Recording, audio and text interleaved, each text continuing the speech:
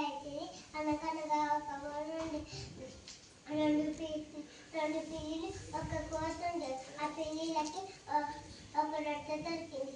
దొరికితే కోతి బావ దగ్గరికి పోయి, కోతి బావ నాకు ఈ రొట్టె సగ చేసి అని అడిగింది. ఒక తక్కాయ తీసుకొచ్చి అక్కడింటే ఇక్కడింటే పెట్టిండు.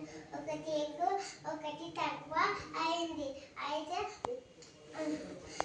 ఎక్కువది తిన్నది. తింటే మొత్తం అయిపోతుంటే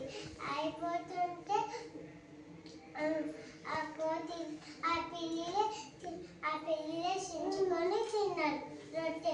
మళ్ళీ రొట్టె కోసం పోయిండ్రు. వెరీ గుడ్, క్లాస్ కొట్టు. బాగుంది.